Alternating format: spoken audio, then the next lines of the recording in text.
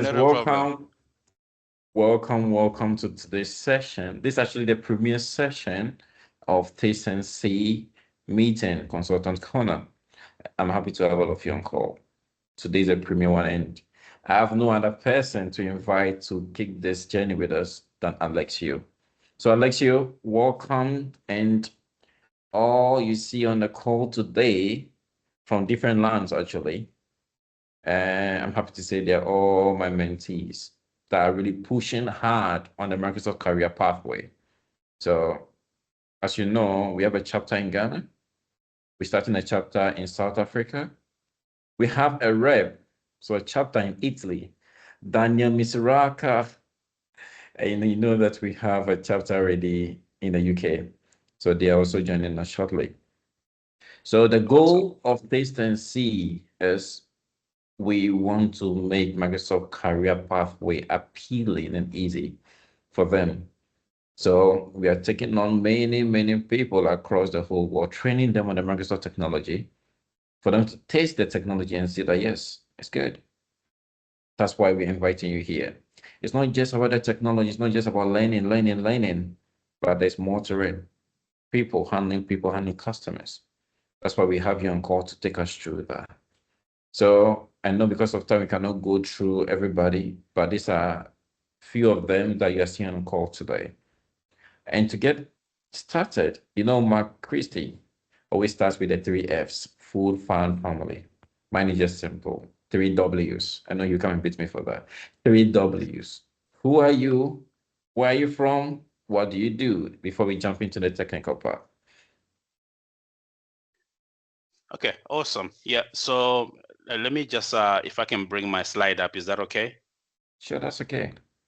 Do in here.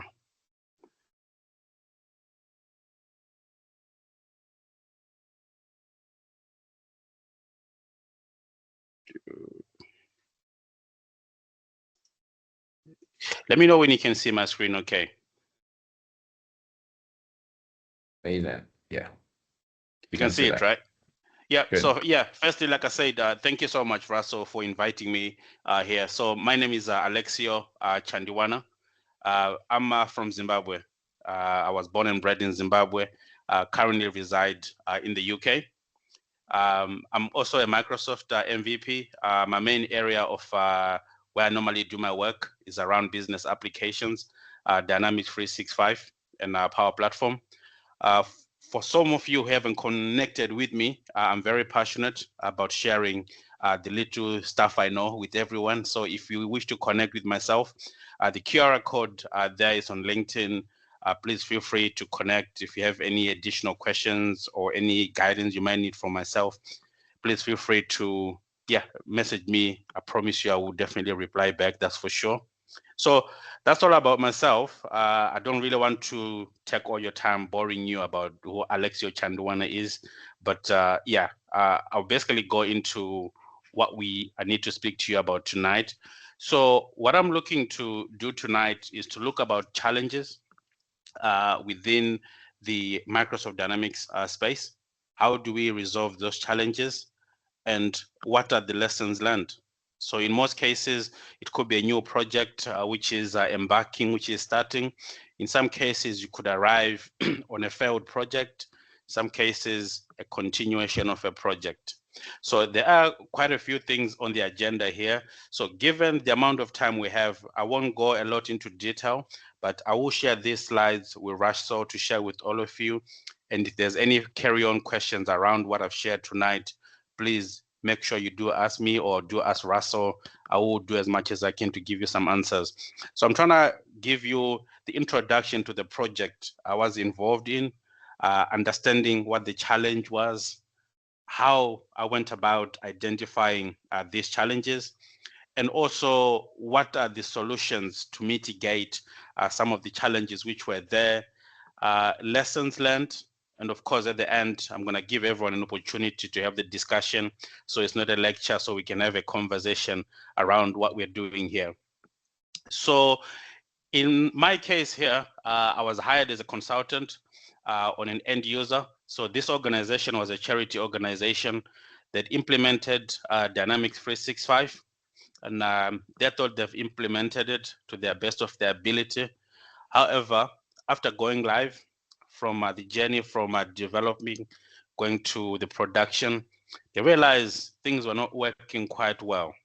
They realized some of their colleagues were having difficulties actually using the system itself. Some of the people did not have access to the data they actually needed to do their job. And then some people who did not need to see the data were seeing the data. So I see there's a Alexio, hand from David. sorry to break, I think your presentation. What's loading in? Sorry, it was a mistake. Okay, perfect, not a problem. Can you see my presentation, introduction to the project, right? No, it's stuck on the slide 1. Okay, let me stop sharing and I'll reshare again. It's okay.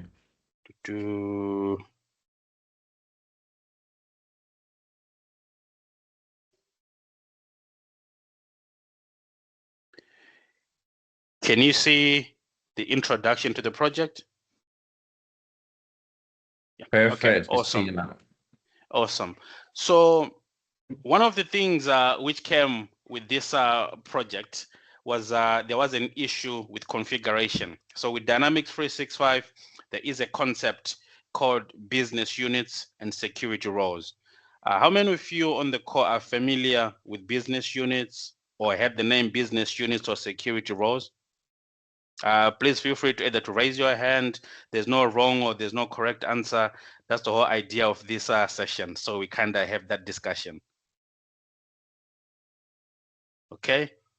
Okay, there's some hands there. Awesome. So basically, business units from a Dynamics 365 point of view, these are areas this is a functionality which is designed to segregate data to make sure people see the data they need to see and people do not see the data they need to see. So in this context, we're talking about mentees from Taste and See, and we're talking about mentees from a different organization. So in this context, mentees at Taste and See only see the data they are working on, and the other mentees from another area do not see what you're working on. So for this charity organization, they had different offices in the UK. So with these offices, these teams, they had different personas. Their function for the day was completely different. And they also wanted to access the system. So in this context, in Dynamics context, there is a table which is called a contact. And they also wanted to see that contact record. They also wanted to see the organizations which are associated to this specific contact. If this is not configured correctly, it heavily impacts the user experience. So one of the things which is very important here when we go to Dynamics 365 projects or any technology projects in general, it is important to engage stakeholders. How we engage stakeholders here is very fundamental for us to promote collaborative effort. All of you on the call, you're all experts. But any technology you have without engaging the stakeholders won't go far. So it's equally important you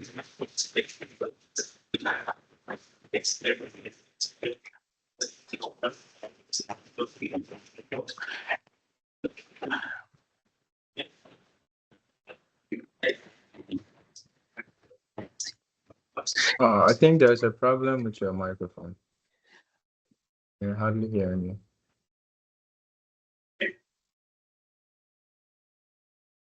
Hi, Alexia, can you hear us?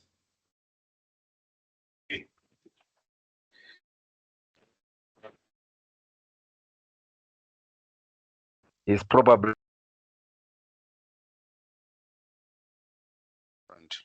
to. Good. Can you? You're back. We can hear you now. We can hear you now. If it drops off, I'm gonna have to take the headset off. I think it's the headset which is causing the issue. So when we speak about collaboration is only a success if all of us on the call have a chat. Can you hear me? Yeah, you're right. We can hear you.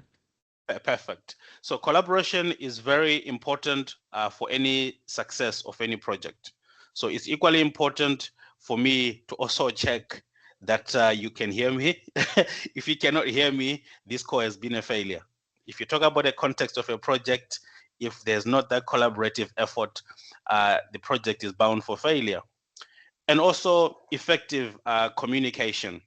So with effective communication, what we are speaking about here is very clear and deliberate in what we are asking for.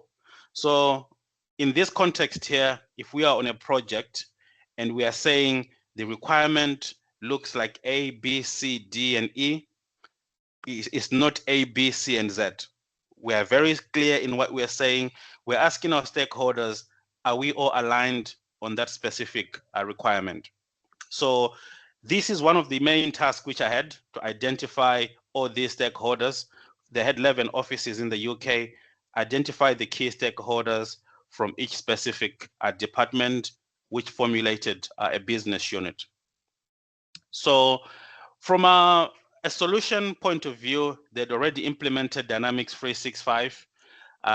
They wanted a solution which helps their sales area and also managing customer service. So this charity organization managed about 60,000 vulnerable people in the UK.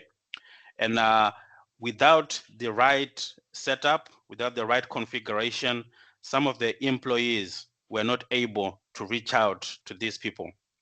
So this organization was on this journey during the COVID time. So this organization, they had to ensure the people they look out after, they had good healthcare, they had a place for them to actually sleep, they had a place for them to go and get food. So by having this challenge where some of the employees are not able to access, it kind of also impacted their operations. So looking at the Dynamics 365, they went for that solution to streamline some of these processes, but of course, due to the challenges about the setup, they could not carry on. So moving on to identifying challenges. So there were hierarchical structural issues. So with the business unit structure here, this is specific to this specific project. The challenges you face yourselves will be different by whichever project you go for. But in this case, we also had misaligned user roles. So in this case, we're speaking about someone having higher privileges than they need, and some having less privileges while they needed more. So in this case, when they set up these business units, the business units did not have the correct security role matrix. So which means you try to access specific data, you cannot see it. Those people with system administrator, they were creating data in the system, which means those in those business units, they cannot see what the other person have created. Business units do not work from a bottom to up. So basically what that means, if you create a record as a test and see mentee, everyone in test and see will see it. But if you create it as the director, which is Russell at the top, you're not going to be able to see that Russell has created that record. And with this project as well, they were looking to do data migration. So as part of this data migration, data had to be mapped to the correct business unit. However, due to misalignment of roles, this introduced some complexity because data was migrated and the migration was successful, but people who are meant to see the data are not seeing the data. So just looking at the impact of it, access limitations, they were not able to report on the data they have in their system, operational inefficiencies, putting people at risk, and at the same time, they were not able to fulfill their mission as an organization. And at the same time, people will be angry. So imagine calling an organization and you're not getting the responses from an organization because they cannot access the information you're looking for. So those are some of the impact of this challenge which came about. So in this context here, there were conflicts with security roles. So how security roles in Dynamics work, if you have a lower privilege and then you're also assigned a higher privilege, the higher privilege supersedes the less privilege. So in this context, you're talking about a personal assistant having more privileges than the person who's on the front line, for example, the front line staff, or for example, the director team, which needs to look at reporting. And at the same time, when you're looking for data and you can't find it because of the wrong security matrix, what came about here, there were a lot of reports coming up saying they cannot find the data. So one of the challenges here, where they could not find the data, the organization did not have a support desking reporting tool. Things like ServiceNow, things like Jira as an example, where you can put these items. They were using an Excel spreadsheet. So you had a very big, long spreadsheet saying they cannot find so forth, and such. So one of the things here, my mission is to resolve the dynamics issue, but it also brought an opportunity for me to say, let's move away from the spreadsheet. What else can we do? So in this case, the options was going for a Canvas app or using Dynamics as a case management tool. However, from a cost point of view, they do not want to go for Dynamics. So we basically built a Canvas app whereby any issues which is found in the system is reported into this Canvas app, and the data source was a SharePoint list. So again, this is some of the opportunities you also see when you go on the projects. And at the same time, in this specific example, there was impact from a reputational point of view. So it was equally important for me to present value on this specific project to say, this is how we're going to solve the problem. So in most cases, I know for some of you, this is something very new, but it's equally important to go in there and show how amazing you are all. That's the most important thing. Do not be scared. Just go out there, share as much as you know. If you do not know, put your hand up and ask the question. So some of the mitigation strategies here, which are basically used, was looking at the configuration, looking at the security roles they have, looking at the business units they've set up. So in 2 specific business units, the organization had come up with a solution to give everyone system administrator as an easier solution. Giving people system administrator introduces a risk where people can delete data, people can change configuration to your specific environment.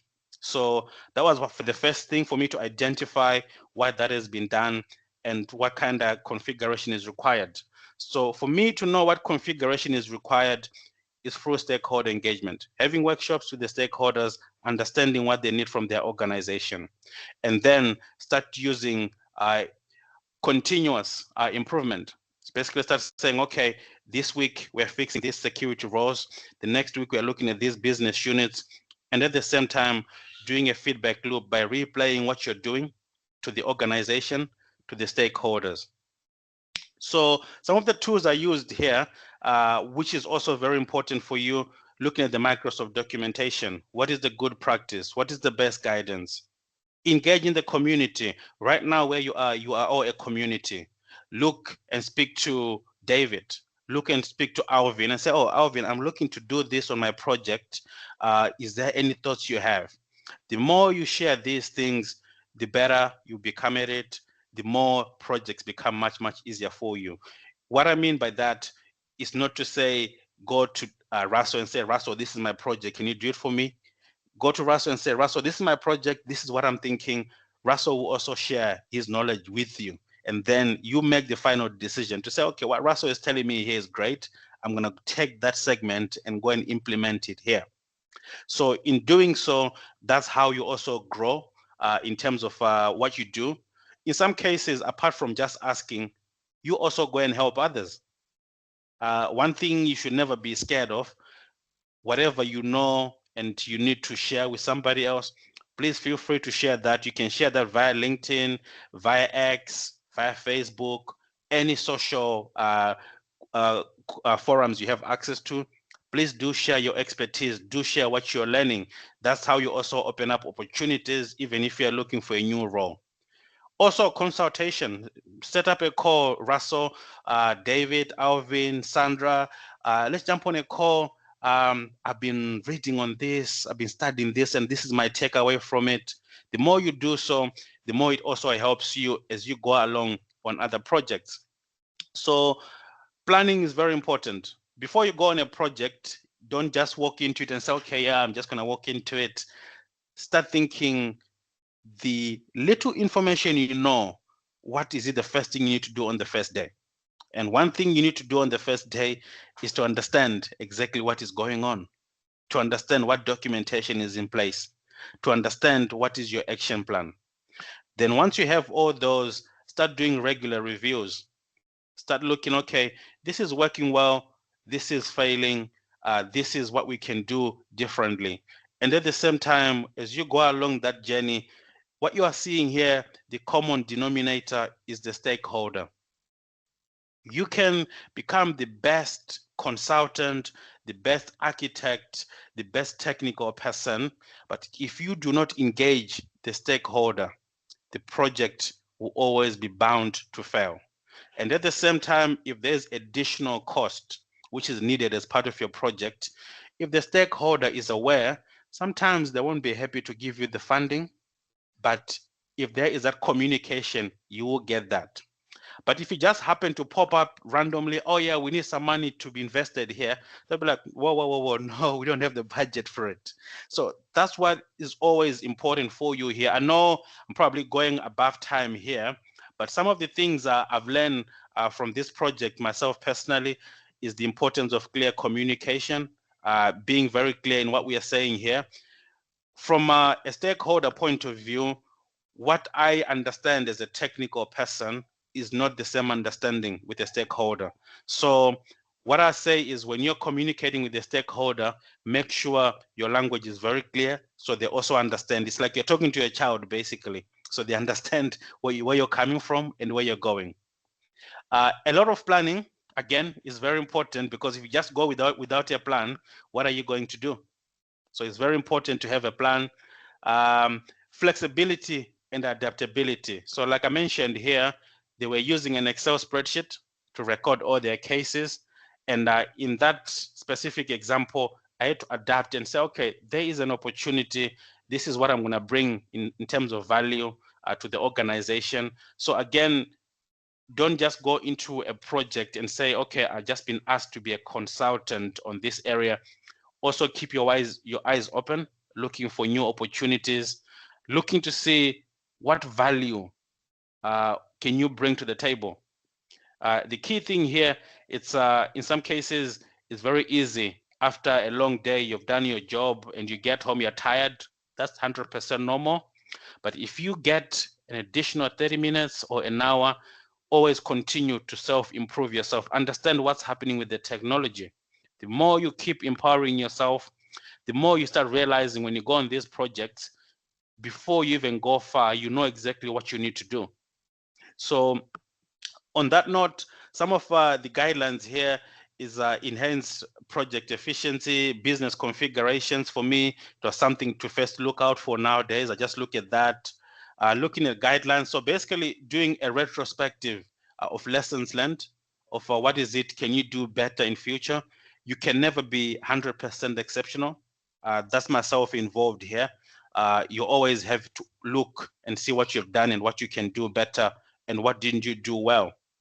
So in conclusion, it's important to address challenges. Never run away from challenges and say, oh, I was not involved in that problem. That's not my problem.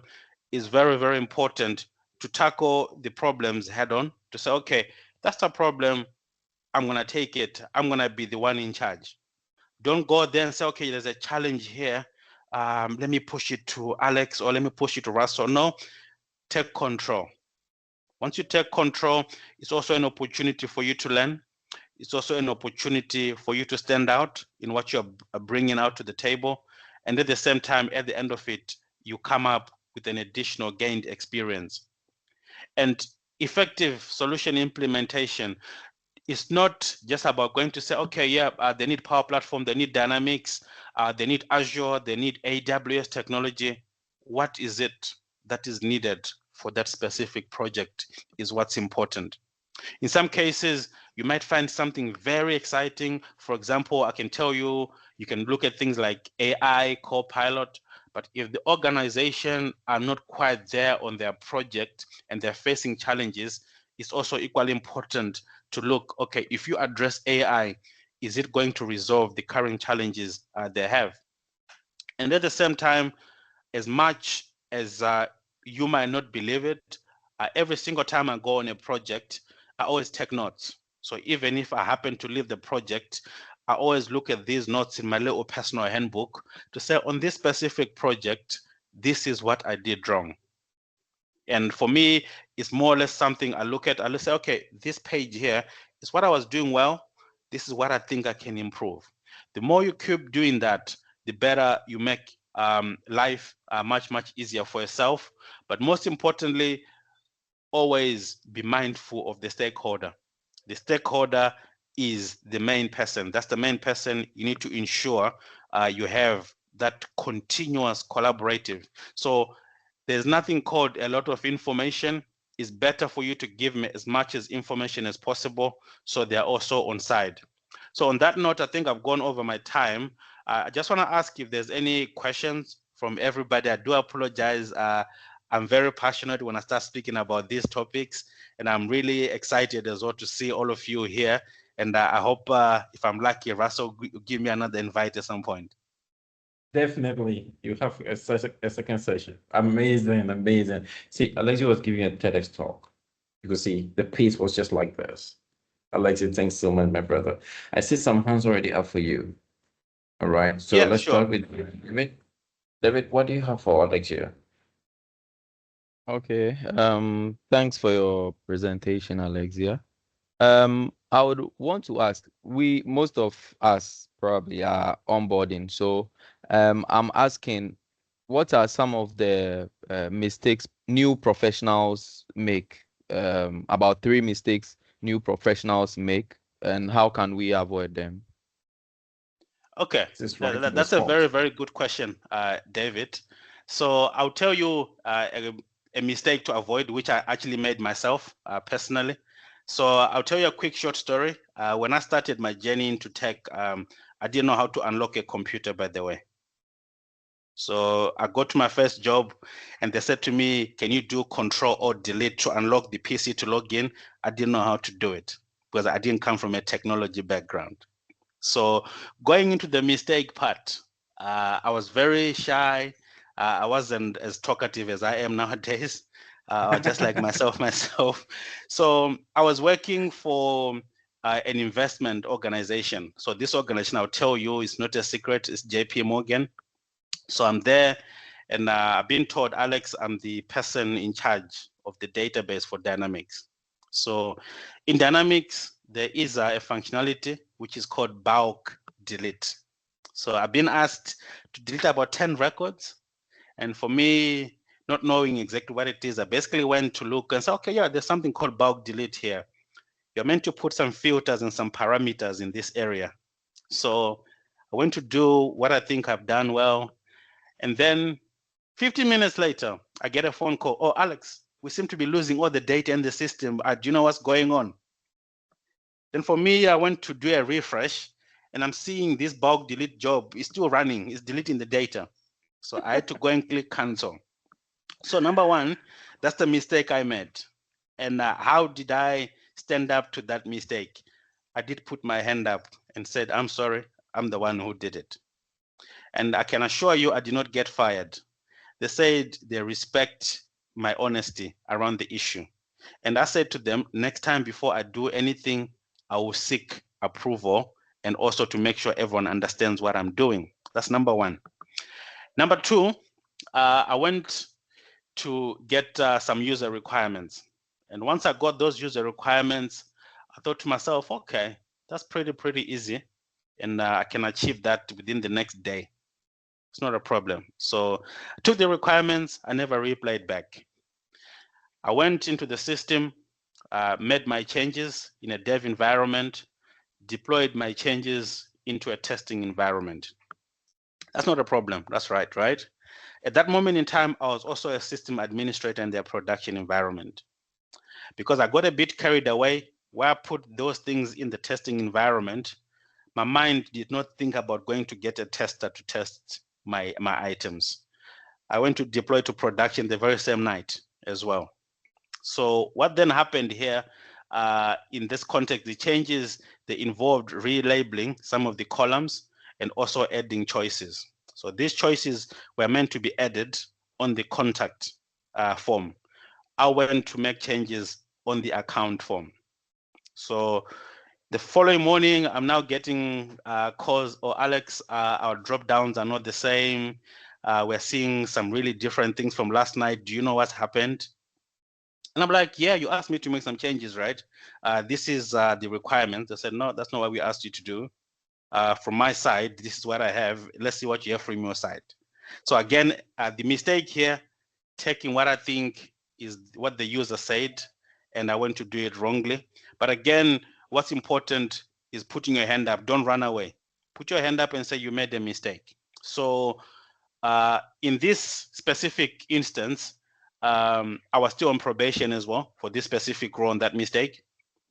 And at the end of the probation, they called me in the office. That was, I think, about 2 weeks later. And they said they're really impressed with my work. So when they said they're impressed, I was doubting. I was like, huh? I'm thinking that's not really happening. So I asked them 3 times if they're actually serious in what they're saying. And they said, yeah. So I said, but I've been making mistakes here. They said, no, because you've been honest. We value people who are honest about it. So that's number 2. Number 3 in here, Microsoft, they do have updates to environments. So if you go into the Power Platform Admin Center, you can basically select your environment and then select Dynamic 365 apps. So I went in there, looked at some of the applications in there, and there were some updates which were needed. So just basically click update, production, UAT, dev environment. The updates have gone in. The mistake here, I should have raised a change request for the changes to go into production. I should have made sure these changes are also tested. So again, thankfully in this occasion, you did not break anything. But again, it was about following procedure and also then being truthful about it. So those are some of the 3 mistakes I've made myself. Not just those 3, there is many more, but I'm just kind of giving you some of the flavor to it. Amazing, amazing. David, I hope you got that right. Yeah, thank you so much. Thank Amazing. you. Thanks so much. All right, let's have the last 2 before we go to the podcast, because that's another important part where we hear from you. Some more. What do you have for Alexio? Yeah, so what I want to know is that the project I talk about, the charity organization, what's something that I taught you that you didn't know before, but after the project, you knew about it? Okay, awesome. That's a very good question. So with every project you go into, there's something you always not know. That's for sure. There's no doubt about it. So in this specific project, they were using something called the Data Export Service, which is now the Azure Synapse Link. So what they were doing here, they were taking a copy of the data in from Dynamics 365 into this newly called Azure Synapse Link, and they were running their Power BI reports from it. So I got there and they said, oh, we have a data export service.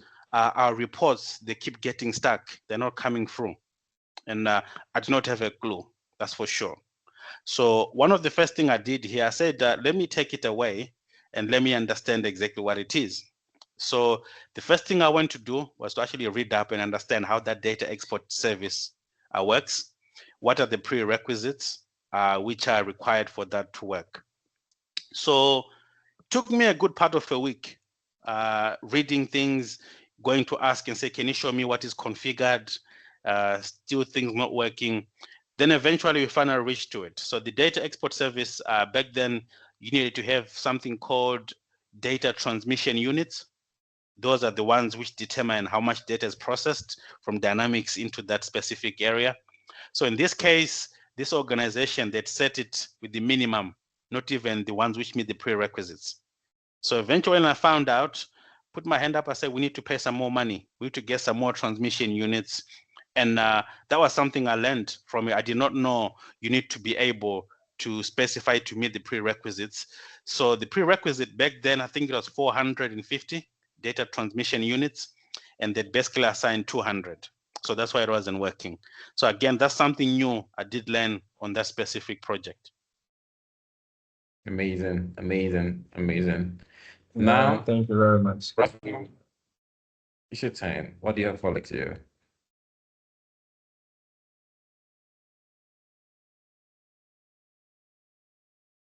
I think Russell, if you're Russell, speaking, you your have- mic. I think Are Russell you is on mute?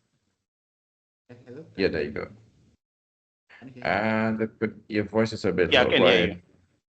you. Okay. Alex, listening to you on the MVP show, I realized that you're so passionate about Power Platform that you're even building a house of a Power Platform. Your wife is going in, and I'm sure your 3 kids are also going in. But considering Russell, like a starter, considering as like starters, normally when you are starting something new in tech, you are so confused where to go into. You are either starting with Power Platform, and small time somebody tells you something about security, you are there. Somebody tells you something about you are also there, and you are so confused because there are a lot. In your own perspective, for now you are convinced of Power Platform, and your family is convinced about it. What advice can you give us to say how much is too much to know about everything to be able to make a decision for one? I don't know if my question is clear. Yeah, no, that's another very, very good question here. So I think in terms of making that decision, it's important when you have the little flavor of these technologies, what is it do you enjoy? Do you enjoy writing code? Do you enjoy breaking things from a security point? Do you enjoy building things? Do you enjoy speaking to business people to understand what they need?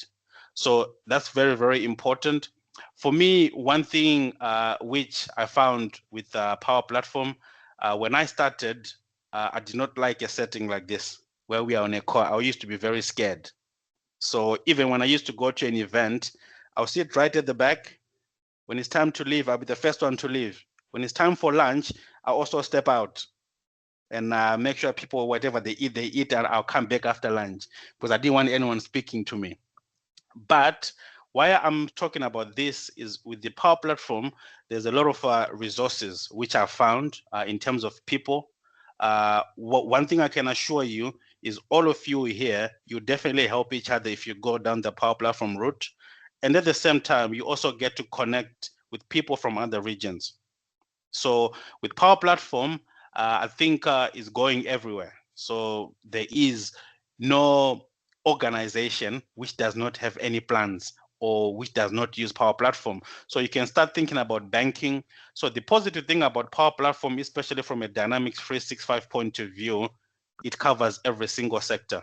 You can talk about e-commerce, you can talk about finance, you can talk about sales, customer service, supply chain, business central. There is an opportunity for everyone. So one thing which I've also seen myself, traditionally, people used to be thinking, okay, will something like this happen in Africa as an example? Yes, it is happening in Africa. There's a lot of investments now in Africa. And at the same time, what's important is to find where you're smiling. So if you are learning something and it's making you smile, it's leaving you happy at the end of it, I'll say pursue that area. So like I mentioned to you, when I started, I did not have this whole network. For example, people like yourselves, Russell, everyone else. When I started, that's why when I go to my computer, I did not know how to log in. And even when I managed to log in, I did not know where to go. You understand? So one of the things here is you find that area.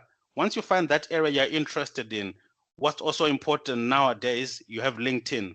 With LinkedIn, go and connect with fellow people in that area you're interested in. Those people, they then also become your support network, and also find what is called a career mentor. So what a career mentor here is someone who keeps you honest. So what that means, you continuously communicate together. They tell you, okay, yeah, Russell, you're going on the right direction here. "Oh, Russell, you've been working at this job for a year. What is next?" Or, "Russell, I've got an opportunity here. Is that something you're interested in?" So that's what is very, very important. Firstly, find where you're passionate about, where you are happy about. So for me, why I even got more passionate about dynamics is when I started, the person who gave me guidance, I met him on Facebook. So this person, I'll tell his name, I've asked for permission long time ago. His name is called Martin Fenberger. He's on LinkedIn. So we met on Facebook. He started giving me guidance. I was going to interviews and I was waffling. I was talking things which I shouldn't be saying on interviews. But eventually, this guy became my career coach. So at some point, he says to me, "If you're struggling to find a job, learn German. If you learn German, I'll give you a job in my company." This guy is a managing director at his company. He says, "Learn it and I'll give you a job. You work from UK for the company in Germany." Myself, I tried to learn German. It didn't work. So I had to carry on applying in UK. So yeah, the key thing here is find where you're passionate about, find what you're really excited in doing.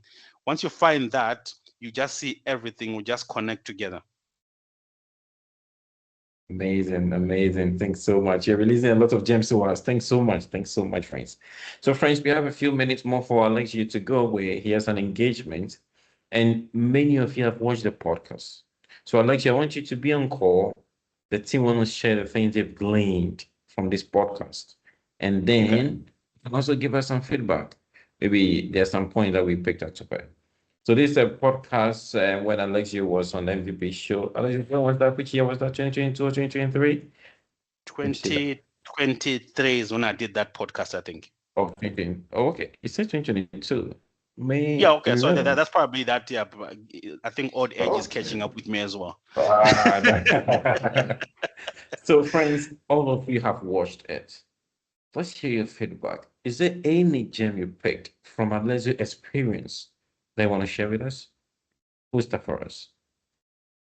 All right, Rudolph, let's hear you. And please keep your hands up so that we can call on you. Okay. So to begin with, I really enjoyed the podcast. And what I really took note of is the honesty part. Like you are going for a job interview. Sometimes you know that you don't have the necessary skills. So you want to maybe lie some more so that they'll give you the role. But you said that you were honest and that honesty earned you the role. So I've also decided to learn it that no matter what, no matter how inadequate I feel, I need to be very honest about my level of experience and the skills that I have. So I really appreciate that part. You're right, Rudolph. I've been on many projects with Alexio. He could have easily cut me out of the funding, but he was honest about it. That's good. That's good. All right, let's see from Stephanie. Stephanie? Okay, so one thing I liked about the podcast was that his tech journey.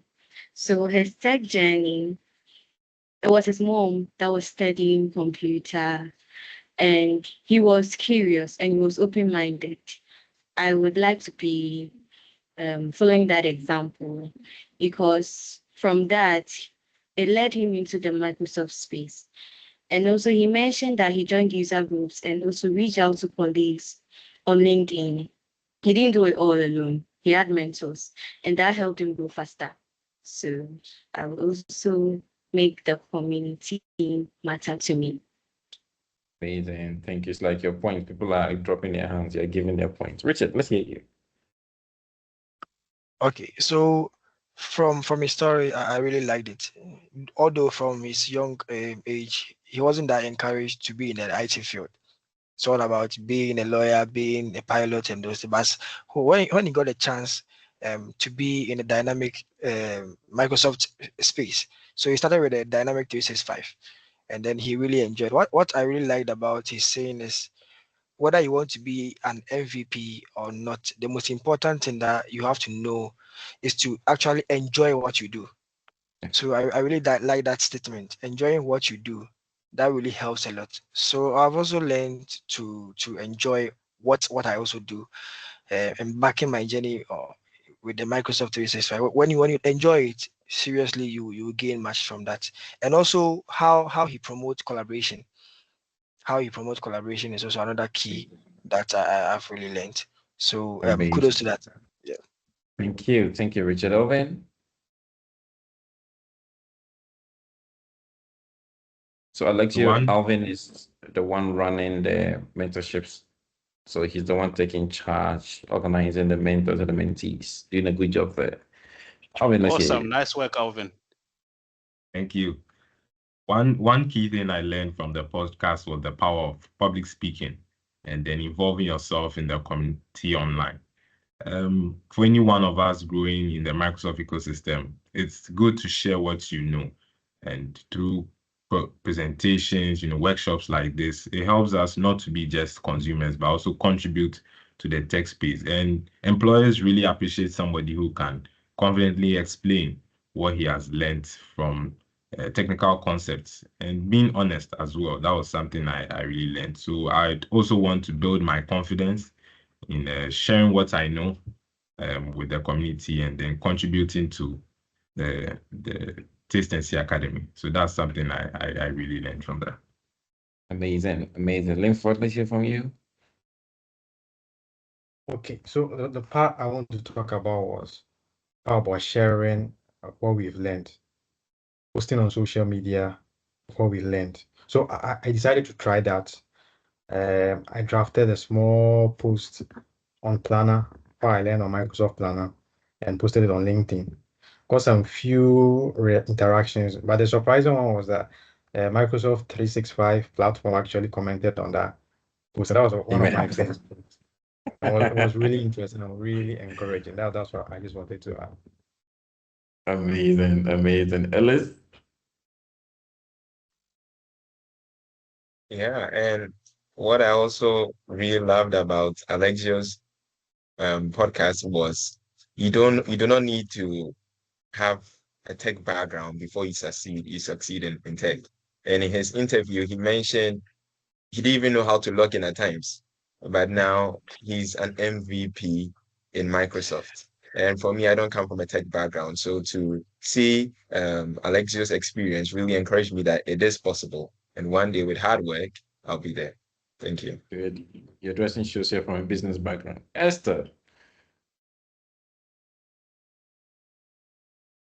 Okay, so I'll say that a lot has already been said, but to me personally, you're an inspiration because there are millions of us who are just or are still living in your shoes at the moment when you were not that much into tech.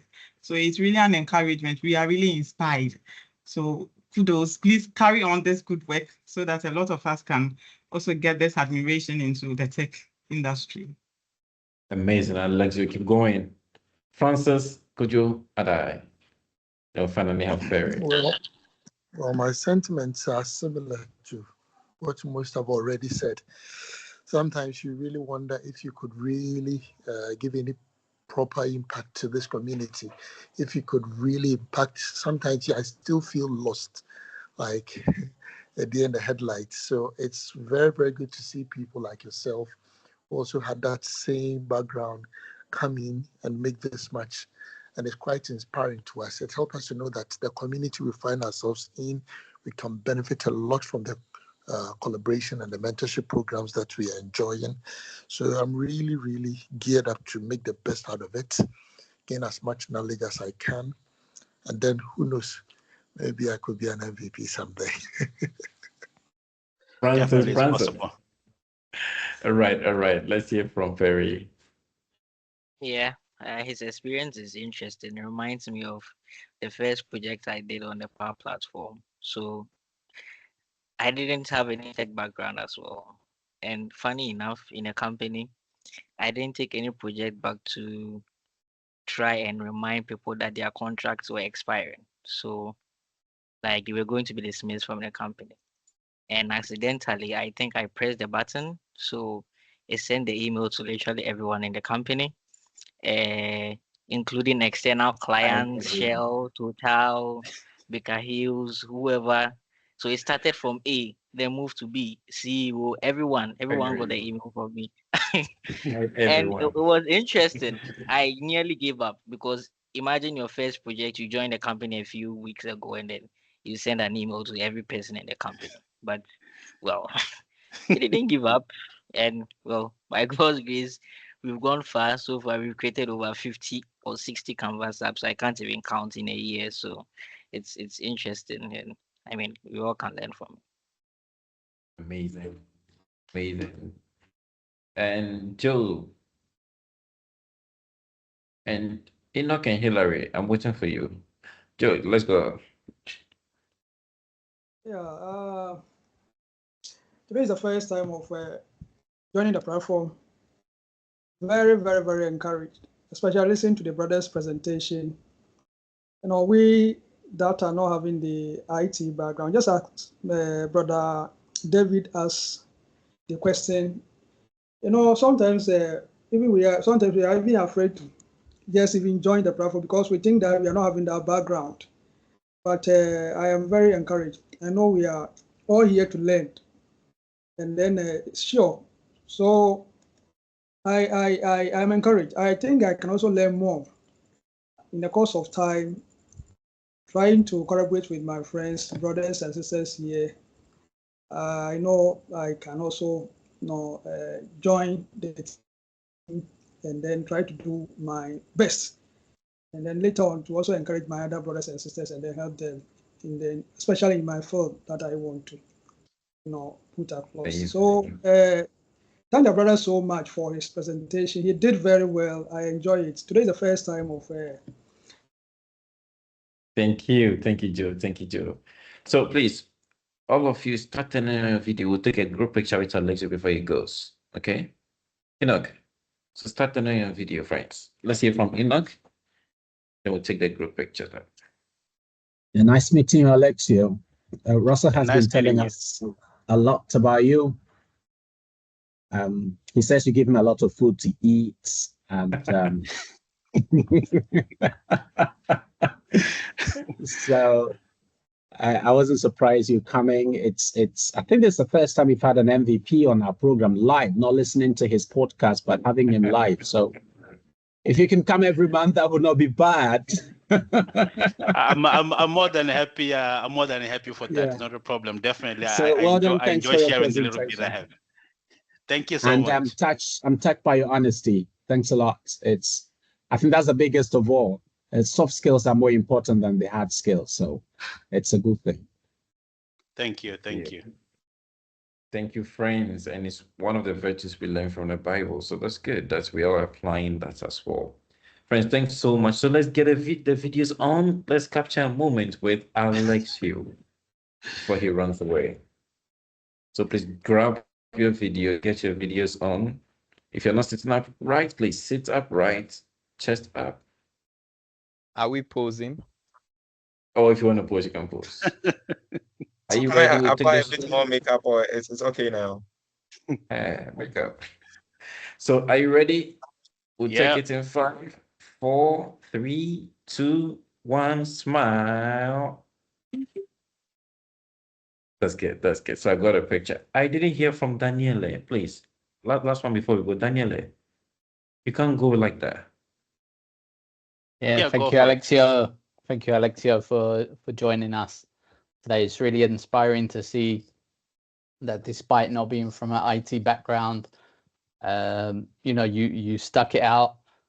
You tried your best, and you interacted with the community, and that's something that really helped you to grow. And that's something that definitely is helping all of us in Taste and See Academy, learning from each other with our mentors, and it's really inspiring for all of us. So thanks again.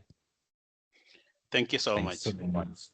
Alexio, we cannot say it enough. It's not just about this call. You've worked with some of them already. You've seen how they've been, trying to learn. This is not the end. We'll be reaching out to you more and more. Thanks so much for your time. And thanks Oh so much, no, friend. thank you so much to everyone, all of you here. I'm really inspired that we have so many of you learning.